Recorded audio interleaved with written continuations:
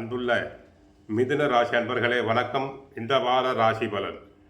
மிதுன ராசினருக்கு ஜென்ம ராசியில் குரு வக்கிரம், 3இல் கேது, 6இல் புதன், 7ஆம் இடத்தில் சூரியன், செவ்வாய், சுக்கிரன், சந்திரன், 9இல் ராகு, 10இல் சனி. உங்கள் ராசிக்கு 7ஆம் வீட்டில் சூரியன், செவ்வாய் இருப்பதால் கணவன் மனைவி இடையே தேவையில்லாத வாக்குவாதங்கள், சண்டை சச்சரவுகள் ஏற்படலாம். ஆகவே வீட்டில் பொறுமை, நிதானம் தேவை.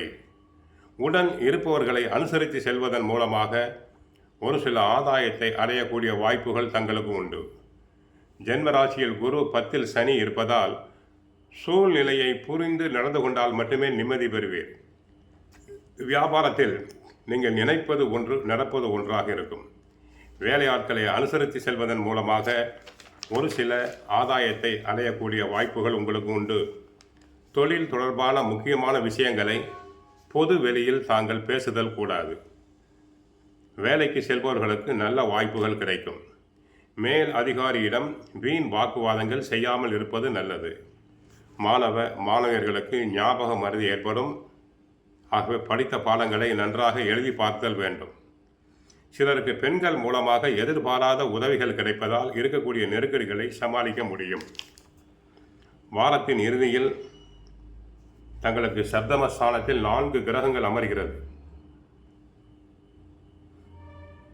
குரு தங்களின் ராசியிலே அமர்ந்து 7இல் உள்ள கிரகங்களை பார்க்கிறார். புதன் சுக்கிரனோடு இணைந்து யோகம் தரும் அமைப்பில் இருக்கிறார். 3ஆம் இடத்தில் உள்ள கேது ஆன்மீக எண்ணங்களை அதிகரிப்பார்.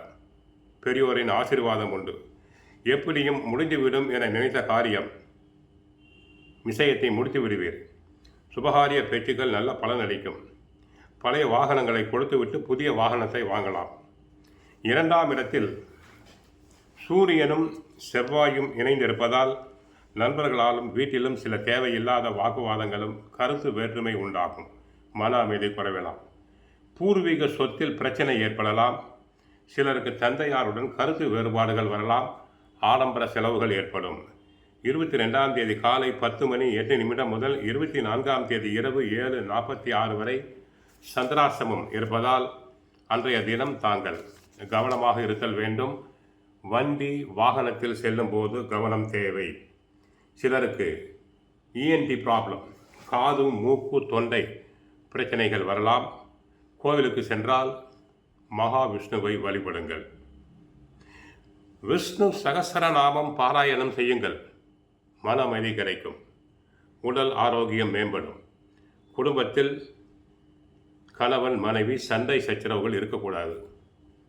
அமைதியாக இருக்க பழகுங்கள். யோகா தியானம் செய்யலாம். வாழ்க வளமுடன். மங்களம் உண்டாகட்டும்.